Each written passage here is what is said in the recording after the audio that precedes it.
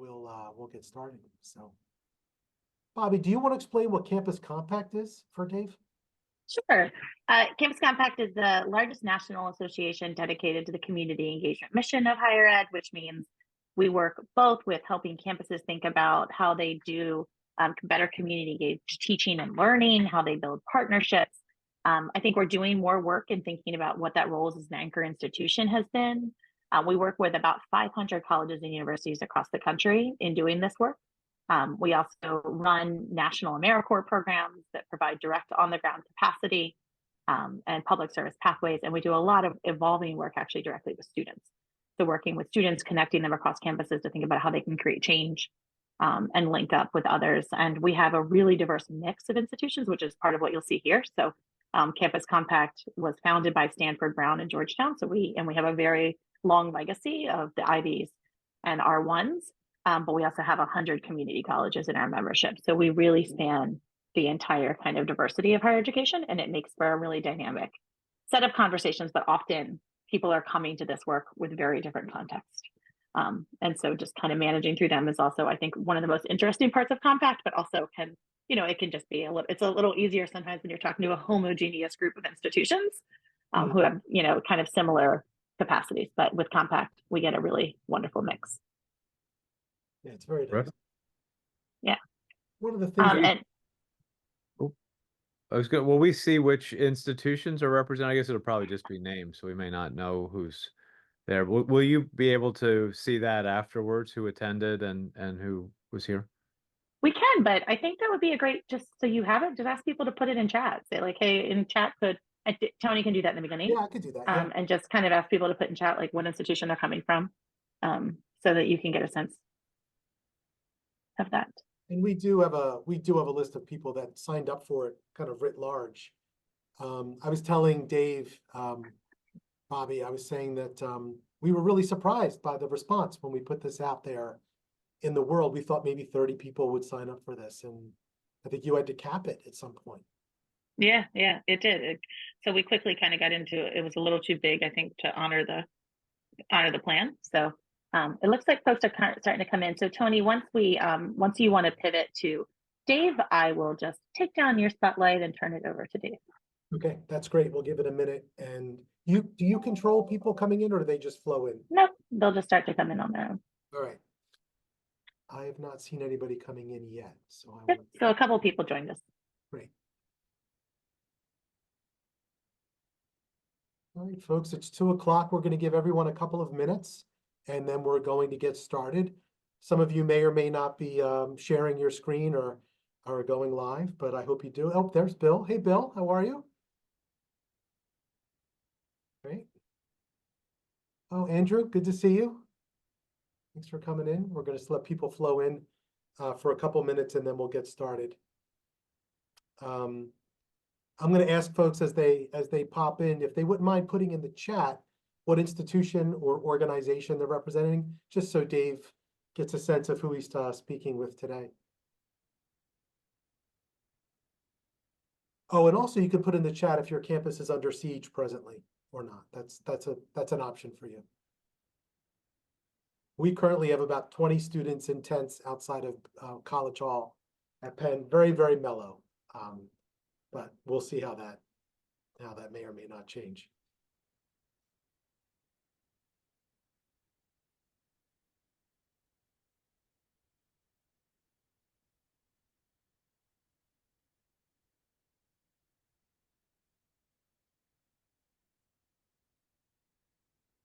Great, thanks, guys. Well, I imagine there's going to be more than just Bill and Andrew today, so we'll give it a minute. Yeah, there's a handful of additional folks, and it looks like people are just coming in slowly. Got it. All right, sounds good. We'll give it a couple more minutes, and then I'll do an intro, and then we'll turn it over to Dave, and then we'll get started. Time is tight. We try to do this whole thing in an hour, so we'll go from there.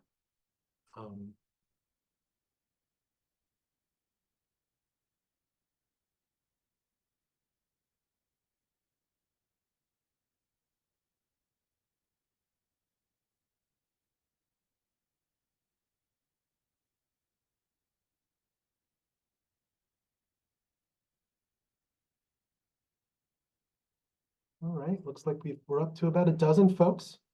So I think I'm going to give it one more minute. And folks, for those of us that are just kind of joining in, I see your names are flowing in. If you feel comfortable, please go into the chat and just list the institution or organization you're representing today. It just gives our guest Dave a sense of who is in the room with us today. So I appreciate that. Oh, great, thank you, Deborah. All right, folks. So I think we're going to get started. Bobby, I'm gonna do a quick introduction, and then we're going to get into it. So, once again, I'm Tony Sorrentino. I'm your facilitator for this learning community that we've created with Campus Compact. What anchor institutions kind of need to know about affordable housing. We've explored in our first two sessions kind of the history and context of the anchor institution movement, as well as the history and policies around affordable housing in our country. We are now in session number 3, our April session, in which we turn to the private market and the social impact that the private market can have on this topic. And for that, we're turning to a friend of mine, Dave Foster. Dave bio was sent to you in the invitation, so you probably got a chance to learn a little bit about him. I want to point out just a few things. Dave's got a national reputation for doing really interesting work in affordable housing and making housing which is affordable, especially with veterans. Dave himself is a veteran, active duty in the 101st Airborne Division, with also postings in the Pentagon. He's also had this really impressive career as a community developer in Camden, New Jersey, where he's oversaw over $350 million of new investment there, which has been great. He has his BA from Washington and Lee University, and he went to law school at a little charm school we call the University of Pennsylvania here in Philadelphia. So he comes at this with a really great perspective from community, from law. You know, he's also worked in some prestigious law firms around the world and around the nation. So I'm not going to embarrass him. I'm just going to turn it over to him, and Dave's going to walk us through kind of his view of the world and the work that he does, and the social impact that can come from how he does it. So Dave, I'm gonna turn it over to you. Thanks. Great. Thank you very much, Tony, and great to see so many folks here with an interest in this topic. It's something that I've spent my most of my professional career focused on, and hopefully there's something here to share that will be useful. The framework that we'll use today is really around the idea of looking at ways that I'll say non-traditional investors, so these may very well be the institutions that you represent or some of the other anchors or stakeholders in your community, can bring their resources to bear to increase the amount of affordable housing. I'm going to share my screen here. I have a handful of slides that help guide us through. And let's see, Tony, can you just confirm you can see that okay? Thumbs up. Great. Thanks. And I'll go through this relatively quickly. There's certainly, we could spend days talking about this topic here. This is the very sort of thumbnail sketch version of it, but I'll include my information at the end. Tony has it, and Bobby has it as well. And so to the extent that you'd like to be in touch, please don't hesitate to reach out. So just quick introduction, Tony, thank you very much for that. But my background has really been in law and the nonprofit sector. And then ultimately in 2014, starting a company called BDP Impact Real Estate. Our company is founded on the idea of finding ways to make private capital work. And by private capital, I'm speaking of sort of non-philanthropy and non-public dollars. So they not necessarily kind of for-profit investment, but talking about private dollars, whether they be held by institutions or individual investors, to work to create social change. And so we do this through a variety of project types, lots of sort of traditional community economic development and working with community partners to bring projects. So we're redeveloping a large hospital site, for example, just down the street from University of Pennsylvania, in collaboration with Penn and Children's Hospital as anchor institutions there. But most of what we're doing today and what I'll focus on with my remarks is around the challenge of affordable housing. My career, as Tony mentioned, started really in the city of Camden after I left the private practice of law, my community development career. A city that has lots of promise and development on its waterfront, but also lots of challenges throughout its neighborhoods. And what I was tasked with, and the work that I did there, I say this really by way of setting the groundwork for what we'll talk about here in a moment, was working with our anchor institutions. I ran a nonprofit that looked to bring together several smaller anchor institutions, hospitals, universities, and others to create kind of a collective action framework to be able to put in place, frankly, a lot of the strategies that we looked across the river and saw the University of Pennsylvania and soon to be Drexel and others putting into place, and ultimately lots of other institutions around the country. But this is going back 25 years or so when this work was really kind of just starting to get underway. The challenge that I saw and the challenge that I sought to solve in creating BDP is the fact that 99% of what we were able to accomplish from a development perspective in Camden was funded either by philanthropy or by public dollars. And so we would all stand around and we'd, move dirt in a parking lot and put a shovel in the ground, or we'd cut a ribbon once or twice per year around great projects.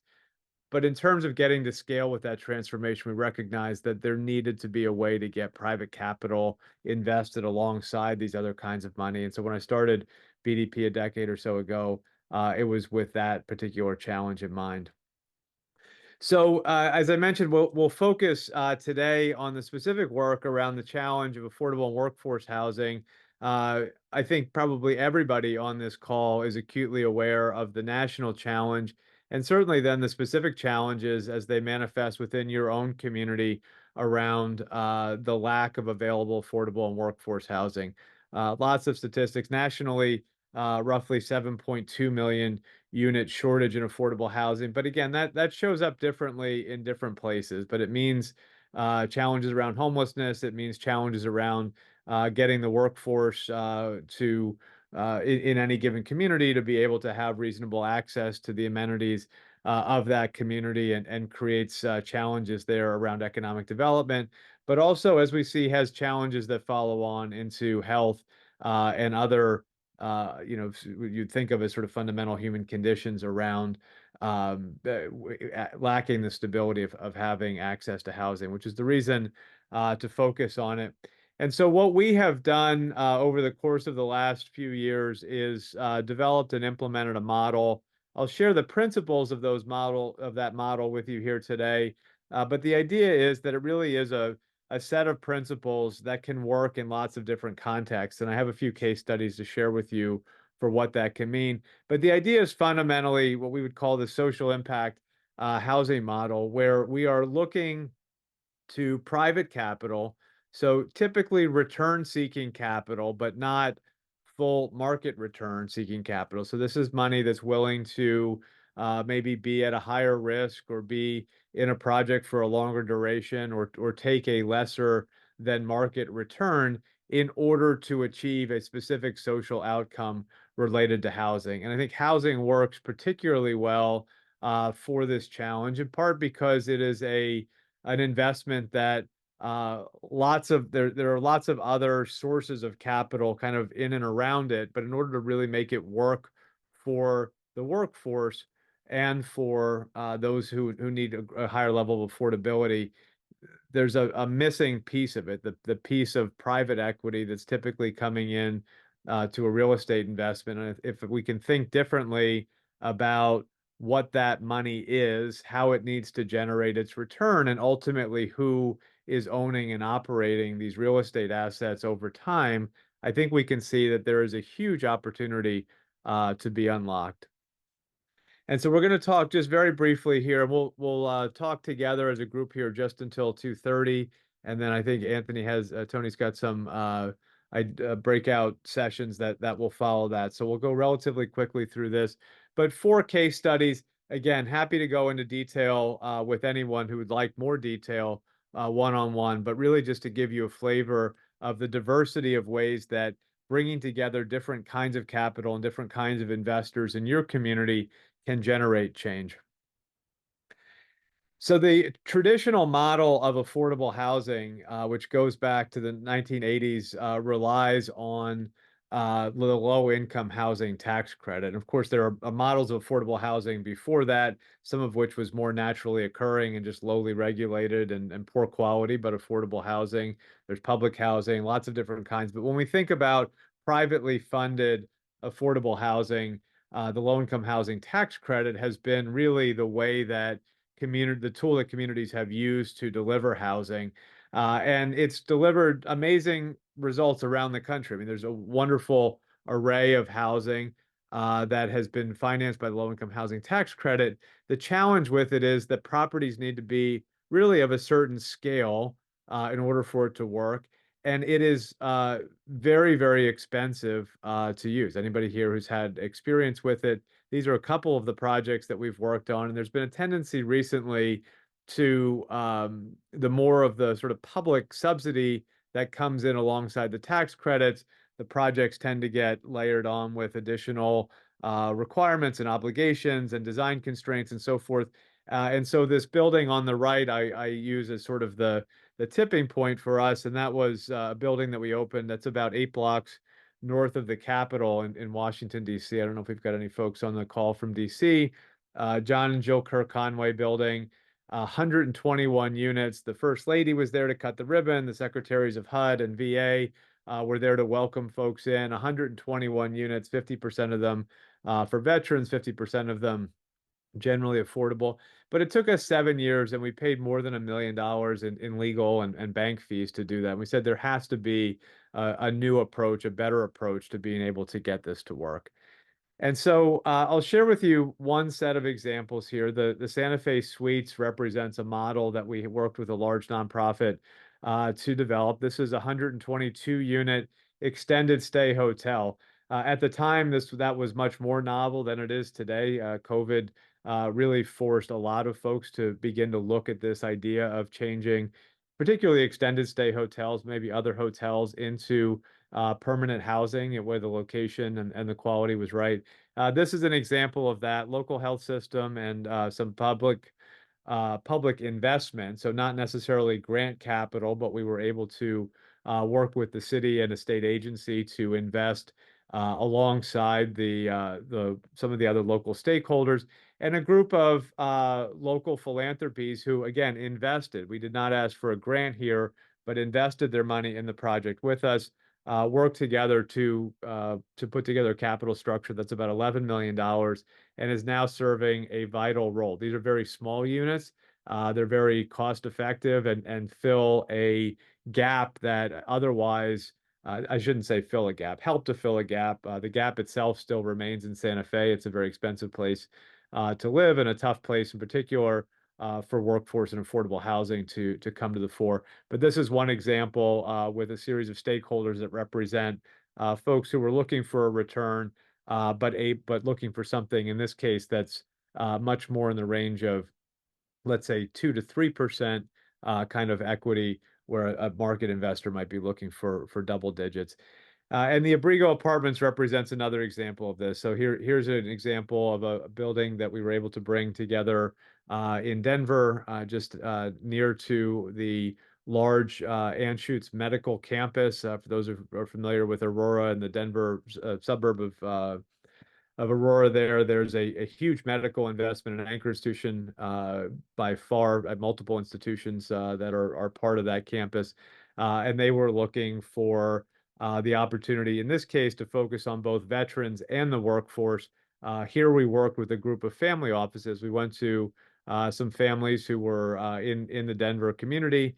Similarly, in this case, 3% capital. We got them to pool together about $2.5 million that we used to purchase the building and then put a kind of a standard bank loan on it. So the building itself, start to finish, from the identification till we moved the first folks in the door, was only about 60 or 75 days. Very low transaction costs. We probably didn't spend more than $30,000 or $40,000 on legal fees. And we looked in the market just like a regular buyer. Lots of folks are very concerned with private equity and other private investment coming into their community, sort of buying up properties and elevating rents, pushing folks out. This is exactly what would have been the fate for the Abrigo Apartments. And in this case, we were able to pull together this group of socially minded investors to show how that could work in a different way. The asset ultimately will be owned, and today we've exited this original financing and transitioned the ownership to long-term nonprofit ownership. So working with a community-based organization that will be the long-term steward of the asset to ensure that even once the investors are able to get their money back, the property itself remains in service of its mission, which again, in this case, is focused 50% on veterans exiting homelessness and 50% on workforce affordable housing.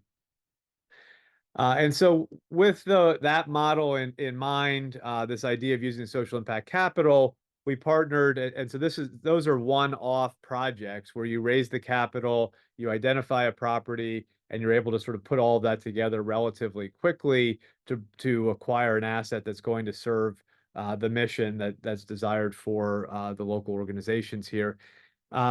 Working with a large nonprofit called Community Solutions, I'm able to show another model here where we're able to do this at sort of a fund structure. And the benefit to having a fund, for those of you familiar with this, is that you have the capital already pooled.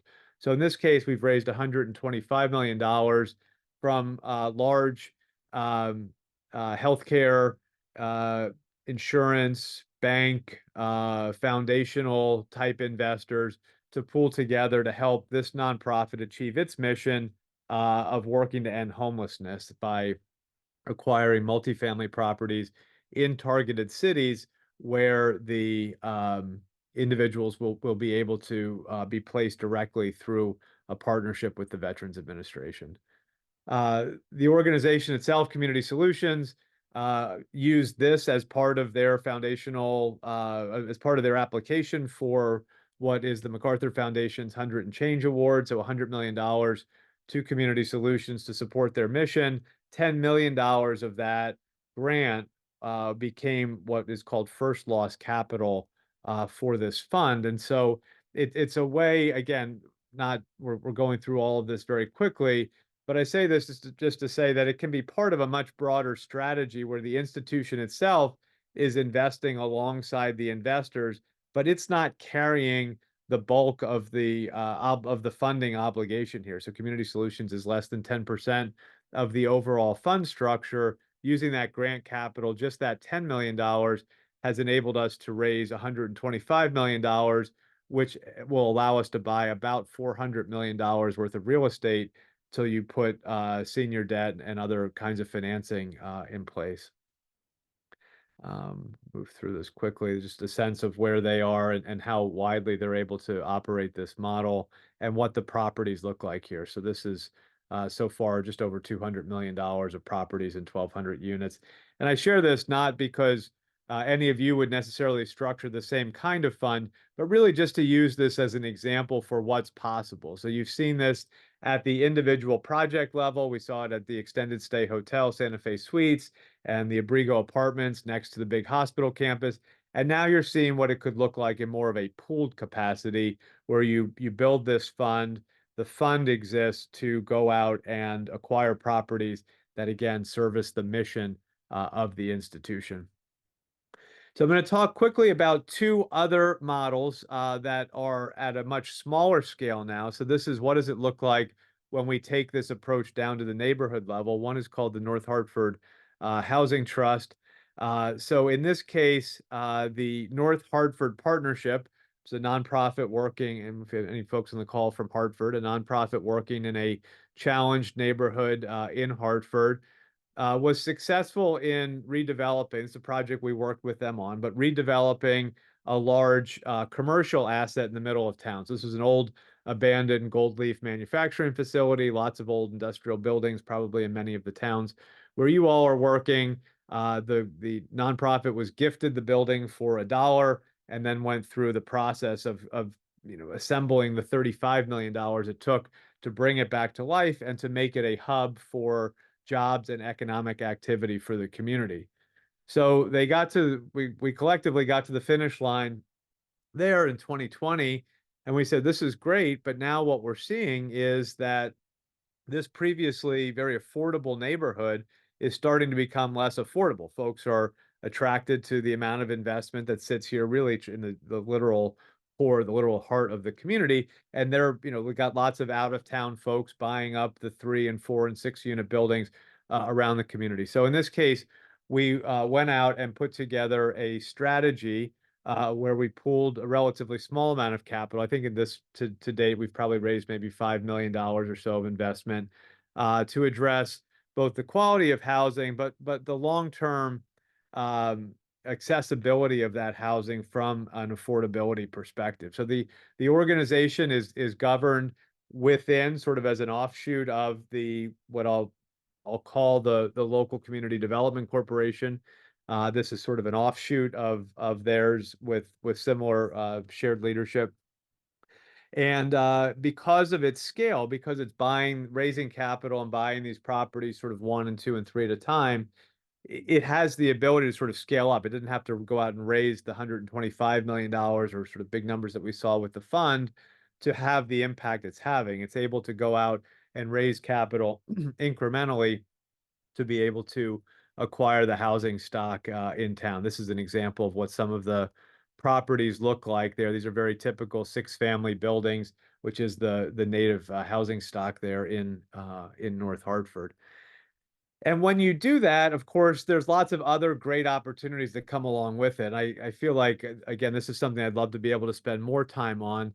But there's an opportunity to engage the community, which I haven't mentioned much up to this point. It really is at the core of all of this work. In each case, is engaging the community to help shape where property investment is happening, what it looks like, but it's these other opportunities that come along with it that are great for that community engagement as well.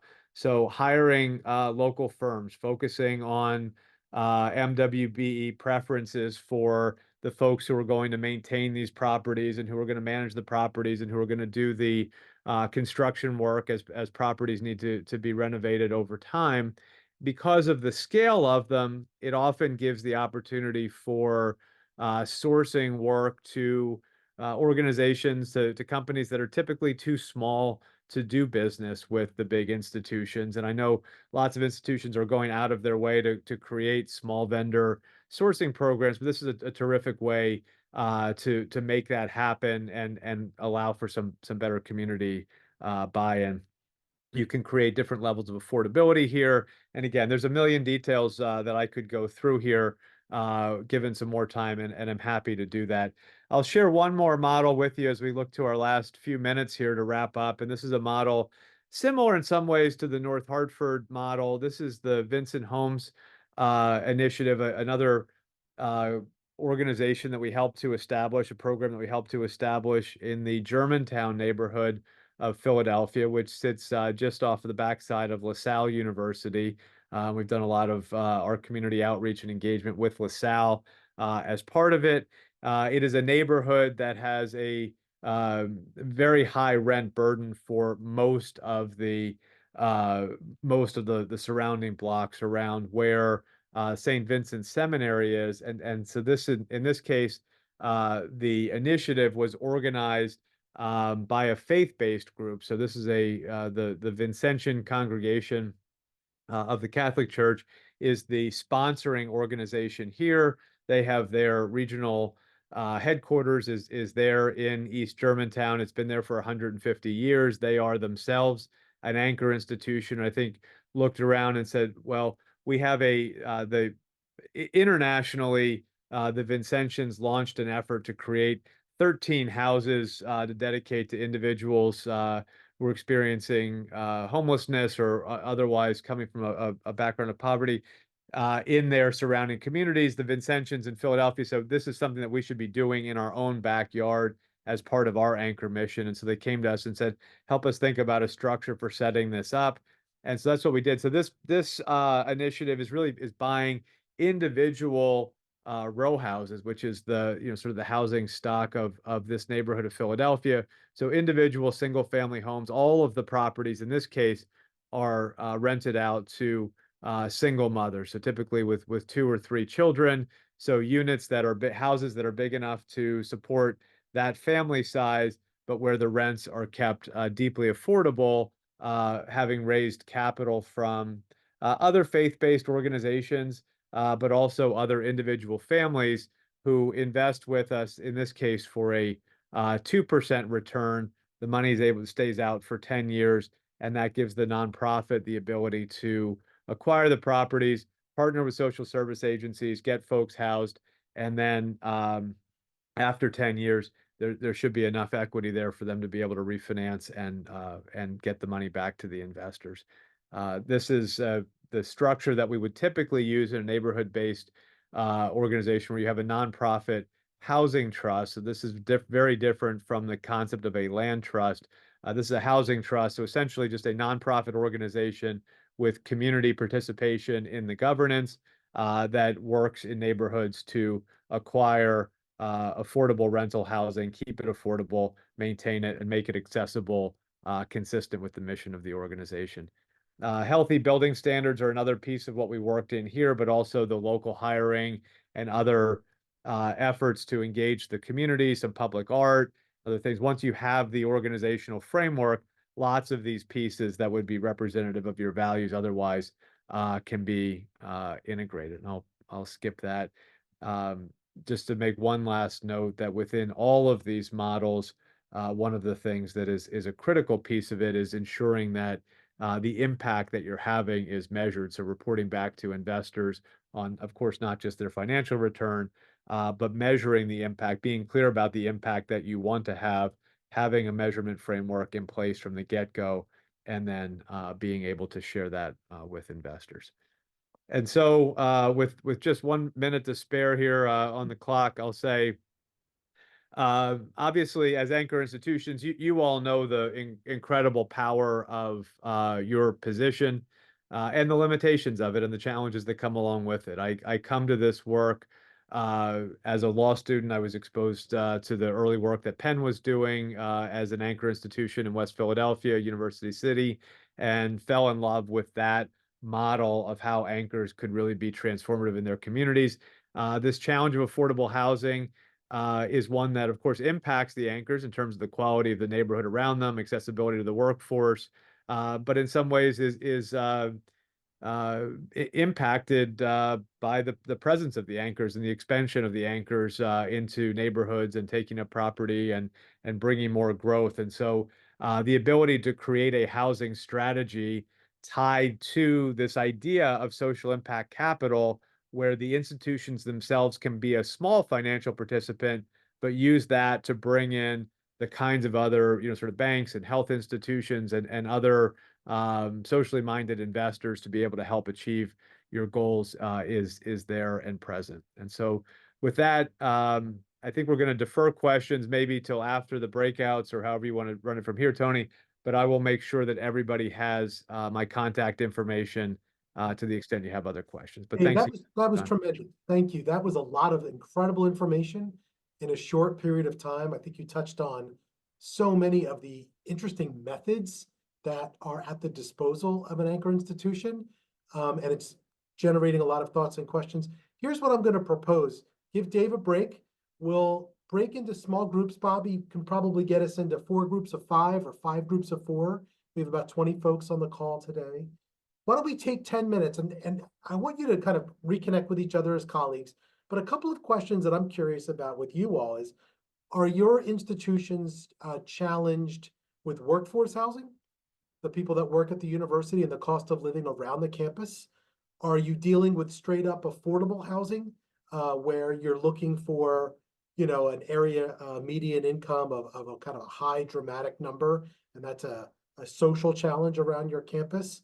Do you have experience working with private sector partners to do acquisition the way that Dave was talking about it, or be part of the stack of capital that comes together to build these kinds of things? I'm hoping you all can talk about that. And then when we reconvene in, say, about, 7-10 minutes, Bobby, let's say it's 2:32. Let's say at 2:42, we get back together again, and we'll do that. And Bobby, I wouldn't mind popping into some of the groups myself if you can give me that ability. Great, look at this. Everyone's popping back in. Awesome. I was just saying to Bobby, this was so fascinating popping into the different rooms, I'm hearing Chad talk about how to get high school kids into the home buying knowledge skill set. I'm hearing another group talk about workforce housing. There's another group talking about public-private partnerships and city government, just the kind of the whole array of things. So not that each of your groups has a designated person or scribe. We can open this up to different questions. And I hope someone, kind of jumps in. We've got Dave here. Dave's an expert, clearly. He was able to scratch the surface on a fairly deep topic, right? So as you've been talking with your groups and you're thinking about these topics, what came up that something you'd want to like go a little deeper while we've got Dave here? I heard workforce housing come up at least 2 of the 3 breakout rooms that I popped into. So no reason to kind of like show a hand or use a graphic, just kind of jump in if you've got a question. There's not that many of us. I have a question for Dave. Yeah. This is Bill Cook. I'm in Ogden, Utah. So we're trying to educate people about the definition of social return on investment versus return on investment. What's your definition of social return on investment? It's a question that comes up a lot, and big fan of Ogden, Utah, by the way, Bill. My in-laws are in Salt Lake City, and we spend a lot of time up there. Great area. Cool. The way that we like to frame it is that the return is measured in some proportion as a financial return, and in some proportion as what we would say as a measurable social return. And so this differs a little bit. I think it's very difficult when you think about some of the broader investments around environmental challenges and so forth. But with housing, it's relatively easy. There are discrete housing units, there are income levels, people are in those properties, and it's one that really lends itself to this kind of social impact investment. The financial return profile across all of our projects ranges from about 2% to about 8 or 8.5%. Even at the 8 or 8.5%, folks would say a pension fund, for example, would not say that it could invest, that it is a true market return, that that where the financial return is truly kind of fully risk-adjusted market. We could talk a little bit more about this. I think 2 ways to get at that. One is by de-risking the investment and making it so that it is an impact return to you as the user, but is also market to them. And then the other would be really, just educating folks on the benefits of these returns that would be both financial and social. Sophie. Have you looked at, or are there models that you would recommend we look at that transition folks to homeownership? Or are most of these models that you're seeing that seem to have sustainability focused on Tennessee? This again could be the topic for a very long discussion. Otherwise, we have over the last few years really moved away from home ownership as a specific goal. I'll just say that we've found more negative externalities. We have a long history of doing it, and have found more negative externalities than positives around it. Largely, having folks susceptible to large, capital expenses, a roof goes, a boiler goes, something like that. But more than that is for folks in a more, who maybe have an opportunity to take a better job in another community or send their kid to a different school or something like that. We found more folks who are not able to access those. So we've been less focused on home ownership as a tool per se, and much more focused on preserving affordable rental housing and providing with that a number of wraparound social services that folks all the way up and down the income stream can need, to the extent that your landlord can also be a central point of contact for the earned income tax credit, or for local health screenings, or low-cost daycare, or access to the local FQHC. We found that there are many more upside benefits for us in that approach through this kind of housing trust rental model than ownership. Nothing, I'm not taking anything away from ownership as a strategy in certain ways, but just not what we've focused on for the last 4 or 5 years for that reason. Thank you. Dave, if an anchor institution was just getting into this, they've not done it before, and you were providing some consultation or advice, is there something that you would recommend that they do first? For example, assess their land holdings and Yeah. identify what might be a good lease to a private partner for the development of such housing? Yeah, no, it's not that. And that's the question that comes to me first, Tony, and almost always in that form. And Yeah. I think the number one thing is to is just to get really, really clear on what you want to accomplish and make that thing, at least at the outset, as narrowly defined as you can. I mean, you can invest in housing for health. You can invest in housing for the workforce. You can invest in housing to preserve community access. You can invest in housing to do more to improve the conditions in the surrounding community if you've got challenges of blight or abandonment or other things like that. All kinds of reasons why you might invest in housing, but choosing a primary outcome, back to Bill's question of saying, being able to then go to an investor and say, this is the thing that we're going to go out and do, and why you'd be giving us your money at less than market, and this is the thing that we're going to measure and deliver on, is critical. But really, it starts with an idea. Once you have that, there are folks like us and others in sort of the real estate world who can do the other work of looking at assets and figuring out money and seeing what options are out there to be able to achieve that goal. But it is that first step of getting super clear on a defined outcome. It sounds like you've got some experience also doing that with people, helping them get there.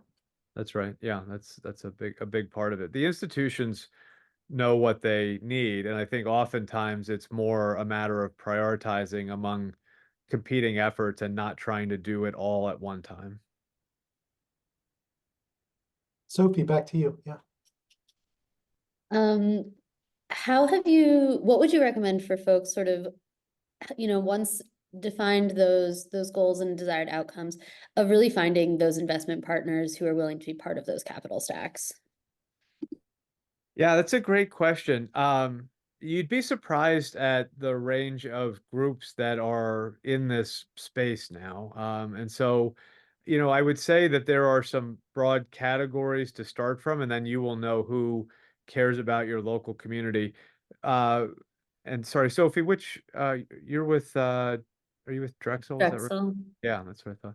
So one place to look, of course, although I mean, obviously carefully given the other challenges of the university, is among your alumni and I mean the high net worth individuals who are in this space. So that's one.